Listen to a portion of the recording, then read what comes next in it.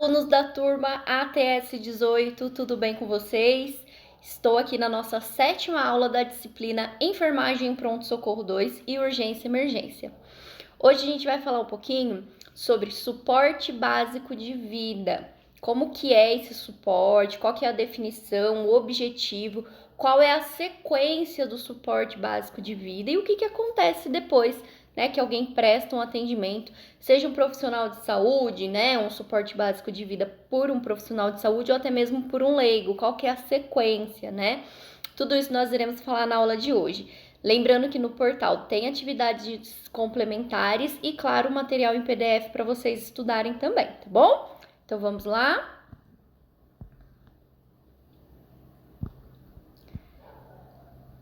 Vamos falar um pouquinho então de suporte básico de vida, ou também o famoso conhecido aí primeiros socorros, né?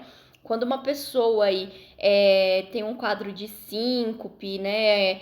Desmaia na rua, né? Tem um princípio de infarto, né? Na rua, num shopping, numa academia, nós oferecemos os primeiros socorros, né? Então tem um suporte básico de vida, tá? Então, são as medidas iniciais e imediatas aplicadas à vítima, fora do ambiente hospitalar. Lembre-se, esse conteúdo que nós estamos fazendo é suporte básico de vida fora do ambiente hospitalar. Suporte avançado de vida, o principal é intra-hospitalar, mas pode acontecer fora do hospital também, no caso quando chega um resgate, né, um SAMU, eles fazem aí princípios de suporte avançado de vida, ou seja, se tiver que entubar o paciente, se tiver que ventilá-lo, eles têm todo esse suporte mais avançado para prestar assistência ao paciente. Nesse caso, nós estamos falando de suporte básico, tá? Então, eu não tenho ali na academia, no shopping, né, na rua, eu não tenho nenhum material avançado, né, um ambu, um ventilador mecânico, eu não ando com isso na rua, né? Mas eu consigo prestar um suporte básico para essa vítima e esse suporte é uma assistência imediata, é rápida, é na hora, tá? Executadas por qualquer pessoa para garantir a vida da vítima e evitar agravamento das lesões existentes, né? Então, qualquer um pode prestar esse suporte básico de vida, né? Desde que esteja o mínimo preparado para reconhecer uma intercorrência e intervir nessa intercorrência, tá? A American Heart Association é uma organização sem fins lucrativos, sediada nos Estados Unidos, providencia cuidados cardíacos no sentido de reduzir lesões e mortes causadas por doenças cardiovasculares e AVC. Então, a American Heart Association, ela se reúne a cada 5 anos para atualizar tanto a sequência do suporte básico de vida, quanto a sequência aí do suporte avançado de vida, seja para crianças, recém-nascidos, lactentes, né, adultos, gestantes, né? Então ele vem trazendo esse suporte, essas condutas. É claro, tudo isso baseado em estudos científicos ao longo dos anos, tá? Aqui no Brasil a gente segue tanto a American Heart Association quanto aí a Associação Brasileira de Cardiologia também, tá? Essa associação, ela publica normas para a providência de suporte básico de vida e suporte avançado de vida, incluindo normas para a correta execução de ressuscitação cardiopulmonar. Então, ela vem trazendo condutas, né, de como agir no suporte básico de vida, no suporte avançado, numa ressuscitação cardiopulmonar, né? Ela que vai falar, olha, são de 100 a 120 compressões por minuto, né? A profundidade tem que ser 5 centímetros no adulto, né? Tem que fazer 30 compressão e 2 ventilação num suporte avançado de vida. Então, ela vem trazendo todos esses conceitos que um pouco mais para frente nós iremos ver aí cada um deles, tá? Essa associação, então, ela se reúne, como eu falei para vocês, a cada 5 anos e vai discutir esses protocolos, né, para atualizá-los, modificá-los de acordo com os estudos que é realizado durante esse tempo, tá? O suporte básico de vida é um protocolo de atendimento no qual se estabelecem o reconhecimento e a realização das manobras de ressuscitação cardiopulmonar, com o objetivo de manter a vítima de parada cardiorrespiratória viva até a chegada de uma unidade de transporte especializado. Então, quando eu reconheço, né, eu tenho que ter conhecimento, treinamento, seja eu quanto profissional ou eu leiga, para reconhecer uma parada cardiorrespiratória e já iniciar uma manobra de ressuscitação cardiopulmonar até a chegada aí do suporte avançado de vida, né? Que seria um SAMU, um corpo de bombeiro, né? Um resgate, né? As doenças cardiovasculares representam as principais causas de morte no mundo, quando analisadas a população de modo geral. Anualmente no Brasil, há uma estimativa que 200 mil paradas cardiorrespiratórias, sendo 100 mil em ambiente extra-hospitalar, que é fora do hospital, e 1.000 em ambiente hospitalar. Possui considerável mortalidade e, sem a manobra de ressuscitação cardiopulmonar, a sobrevida da vítima diminui de 7 a 10% por minuto. É por isso que existe, né, digamos que temos aí como base o suporte básico de vida, porque cada minuto é tempo, cada minuto é vida, né? Então, quanto maior o tempo que eu demorar para identificar uma parada cardiorrespiratória e iniciar minhas manobras, maior o risco aí que meu paciente tem aí de uma mortalidade, de uma morbidade, né, de uma sequela aí como um todo, tá? O objetivo principal da ressuscitação cardiopulmonar é prover um fluxo de oxigênio e sangue para o coração e cérebro. Então, lá na ressuscitação cardiopulmonar é as manobras. Então, seria a massagem cardíaca, né? A ventilação, se eu já tiver aí um AMBU, por exemplo, tá? Então, a principal função dessa ressuscitação cardiopulmonar é enviar esse fluxo, né? Conforme eu for fazendo a minha massagem, enviando esse fluxo sanguíneo e de oxigênio para o coração e para o cérebro, tá? Ela deve ser feita imediatamente, pois o cérebro não tolera mais de 4 minutos de hipóxia. E após 10 minutos sem ressuscitação cardiopulmonar, tem-se morte cerebral estabelecida. A parada cardiorrespiratória, ela é definida como interrupção da circulação sanguínea. Então, quando o paciente ele para, o coração ele para de bombear sangue. Aquele coração ele parou. Então, se ele parou, eu já não estou tendo mais a circulação, o fluxo sanguíneo para os demais órgãos, né? Em consequência da interrupção súbita e inesperada dos batimentos cardíacos, ou da presença de batimentos cardíacos inespecíficos, acometendo pessoas em qualquer ambiente, sendo originadas por diversas etiologias, como hipertensão, cardiopatias, obstrução das vias aéreas por corpo estranho, acidentes e complicações dos anestésicos locais. Então, existem N fatores que podem fazer com que o paciente evolua para uma parada cardiorrespiratória, tá? Isso aqui é muito importante, a gente fala aí da cadeia de sobrevivência, né? Essa cadeia de sobrevivência é a sequência aí desse suporte básico de vida. Essa cadeia de sobrevivência, ela veio aí para ressaltar a importância de seguir um padrão, de seguir uma sequência, né? Então, primeiro, no suporte básico de vida e no final associa aí ao suporte avançado de vida. Suporte básico de vida.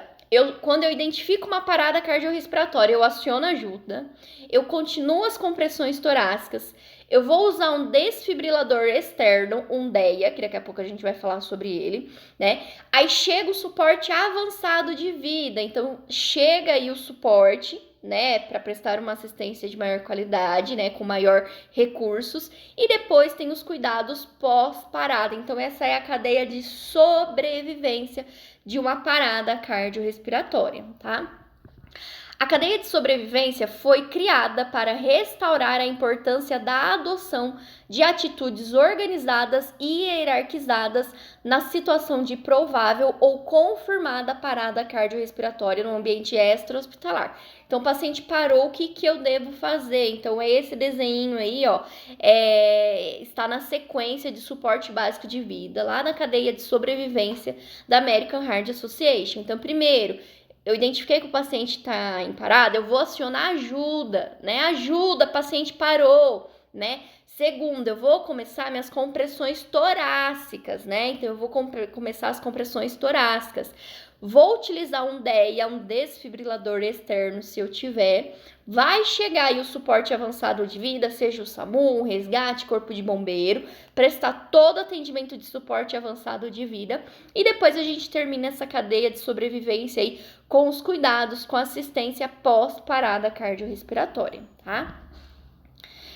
Importante para a identificação de ritmos associados à parada cardiorrespiratória que sejam passíveis de tratamento com desfibrilador, a fibrilação ventricular e ataque cardíaco ventricular sem pulso. Aqui a gente já está falando sobre o DEA, tá?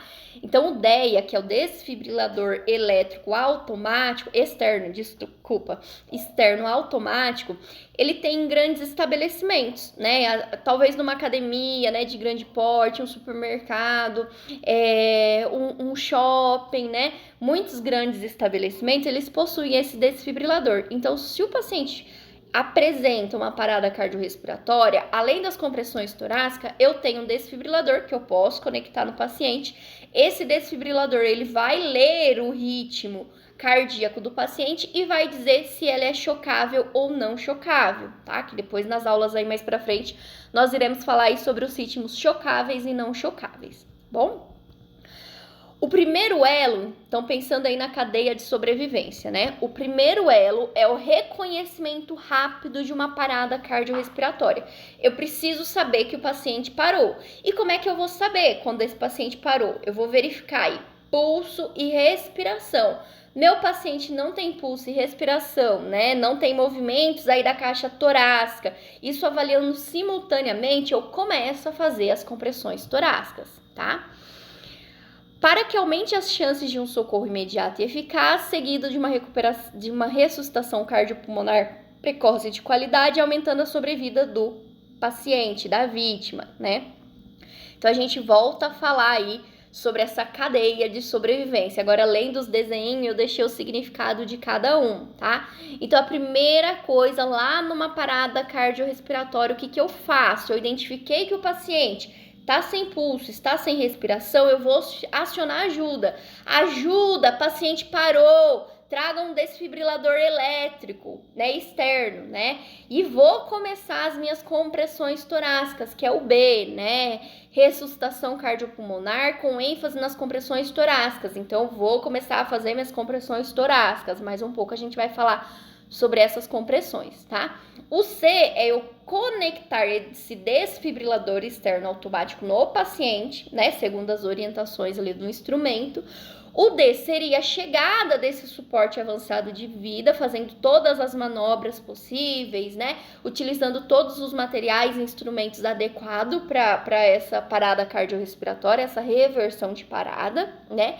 E o E é o cuidados pós-parada cardiorrespiratória, né? Depois que o paciente aí voltou à atividade cardíaca, né? Pode estar entubado, né? Mas mesmo assim, recebendo uma ventilação adequada, quais os meus cuidados para esse paciente pós-parada cardíaca, tá?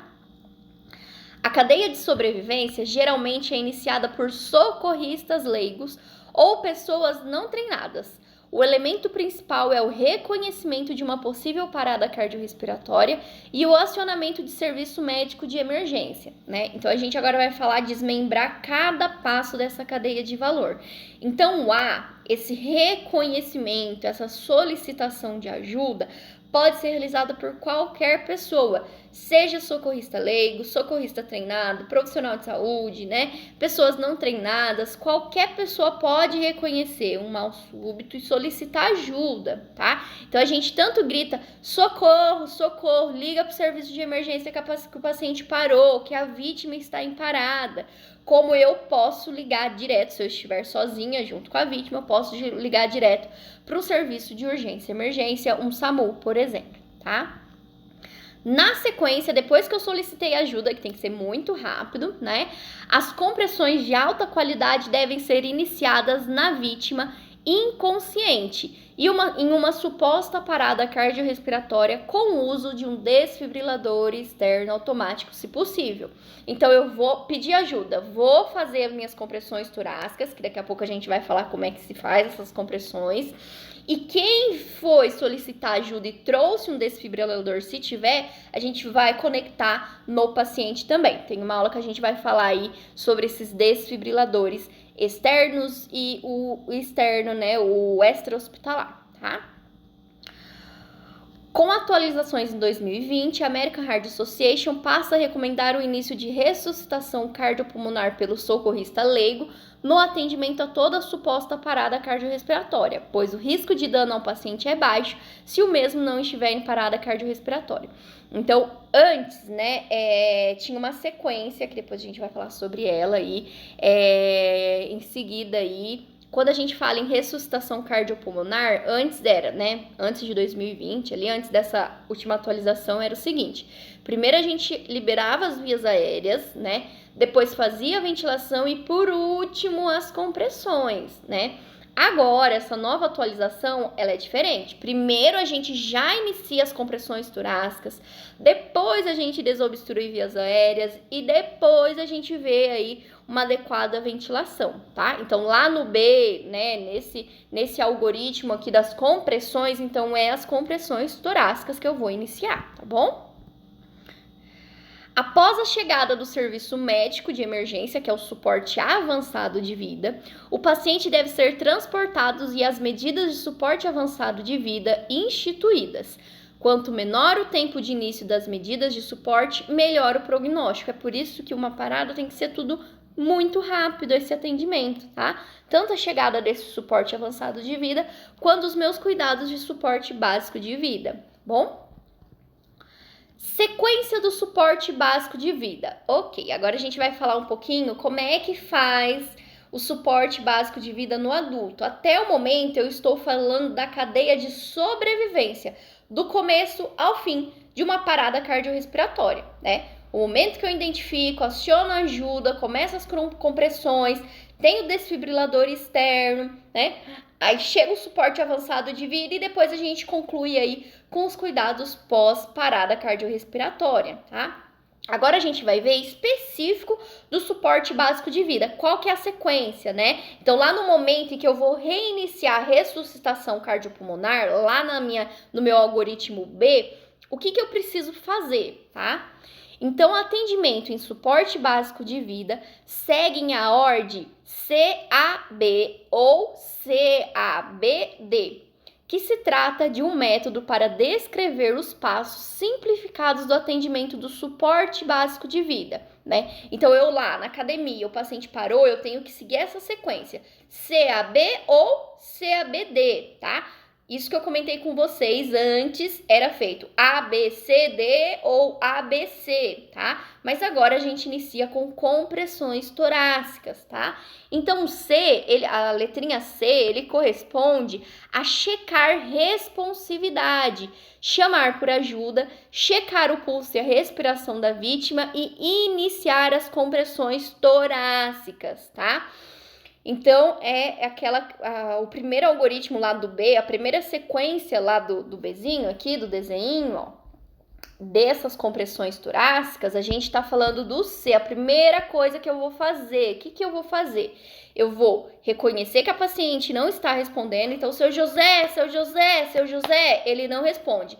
Vou verificar pulso e respiração, não tem. Vou chamar ajuda, vou pedir para acionar aí um serviço de emergência e vou iniciar as compressões torácicas, tá? O algoritmo aí, a sequência A, é a abertura das vias aéreas, né? Aqui eu tenho que tomar um pouquinho de cuidado, porque se for uma vítima, um politrauma, por exemplo, uma queda, né, do primeiro andar, uma queda de escada, esse paciente pode ter lesionado a coluna cervical. Então, aí eu não posso, né, estender a mandíbula. Por quê? Porque eu posso afetar a coluna do meu paciente. Então, essa abertura de vias aéreas, se o paciente não for politrauma, a gente pode tracionar o queixinho, né, elevar o queixo, para que as vias aéreas fiquem liberadas. Ou, se for um caso suspeita de politrauma, ele caiu de algum lugar, eu não posso levar o queixo, porque senão eu posso lesionar a coluna dele, eu vou fazer a tração da mandíbula, né? Então, com os meus dedinhos, eu vou até deixar um vídeo aqui mostrando como faz tração de mandíbula. Com os meus dedinhos, eu vou abrir a boquinha do paciente, tracionando a mandíbula para baixo, tá bom? B, boas ventilações. Então, a cada 30 compressões, eu faço uma ventilação desde que seja uma vítima conhecida.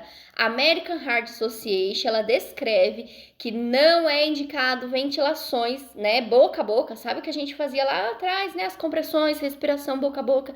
Não é mais recomendado pelo alto risco de contaminação, de infecção, principalmente agora por causa de Covid, né? Então, eu até deixei aí 30 compressões e 2 ventilações, quando for uma vítima conhecida, né? É meu esposo, é meu filho, é meu pai, é minha mãe, tá? Eu conheço a vítima, então eu vou fazer respiração boca a boca. Então, a cada 30 compressões, eu paro e vou lá fazer respiração boca a boca. 2 ventilações, tá?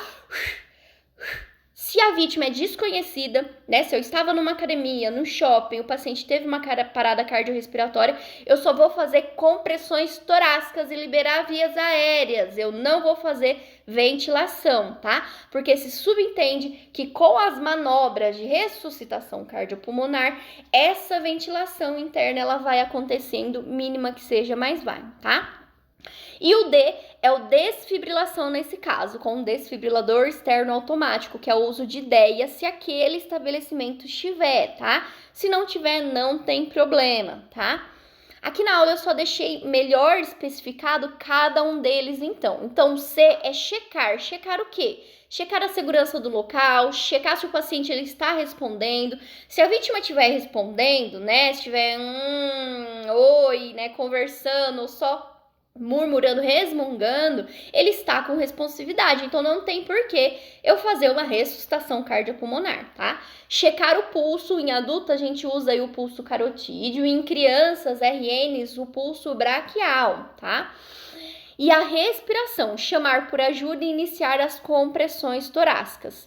As compressões devem ser feitas em ciclo de 30 compressões intercaladas com a ventilação, ou contínuas na frequência de 100 a 120 compressões por minuto, com uma profundidade de 5 centímetros, permitindo o retorno do tórax após cada compressão. Volto a dizer sobre essa questão aí de 30 compressões e 2 ventilações. Eu vou fazer 30 compressões e 2 ventilações se a vítima for conhecida, tá? E vou fazer compressões contínuas, né, de 100 a 120 compressões por minuto, se for uma vítima desconhecida. A profundidade, o quanto que eu vou aprofundar a minha mãozinha, né, a junção dos meus dedinhos no tórax do paciente é de 5 centímetros, tá bom? E claro, a gente tem que deixar ter o retorno total aí desse tórax, tá? Porque senão eu fico afundando e não tem o retorno, não tem a expansibilidade torácica, tá? O A, então, é a abertura das vias aéreas. A abertura da via aérea pode ser feita com a inclinação da cabeça para trás, ou seja, elevação do queixo, também chamada como manobra de chin lift, ou com a anteriorização da mandíbula, que é a tração da mandíbula, né? A gente segura aí a mandíbula do paciente para baixo, né? A tração, olha o desenho aqui, ó, exatamente isso. A gente tá tracionando a mandíbula do paciente. Mas lembrem-se, né? Quando a gente faz a inclinação do queixinho do paciente para liberar vias aéreas, eu tenho que tomar cuidado, né? Tenho que ter aí em mente que se for um paciente politrauma, né, uma queda, alguma coisa do tipo, ao tracionar o queixo, eu posso estar lesionando a coluna cervical. Então, tomem cuidado com isso, tá bom? O B, sobre ventilação. A oferta de ventilação pode ser feita utilizando um dispositivo bomba-válvula-máscara, que é a bolsa-válvula-máscara, que é o famoso AMBU. Tem alguns supermercados, shoppings, que eles têm os kitzinhos, né? Que vem tanto um ambuzinho quanto o DEA, né?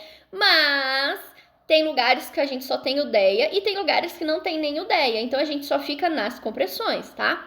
Ou uma máscara de bolso, né? Na frequência de 2 ventilações a cada 30 compressões. É importante observar se durante a ventilação existem sinais de permeabilidade aérea, como expansibilidade torácica ou abdominal durante a ventilação. Então, quando aí a vítima for conhecida e eu for fazer uma respiração boca a boca, ou a vítima é desconhecida e eu vou fazer uma ventilação com o ambu, eu tenho que observar a expansibilidade da caixa torácica ou abdominal, tá? Porque quando eleva essa caixa torácica ou abdômen, quer dizer que o fluxo de ar entrou, tá?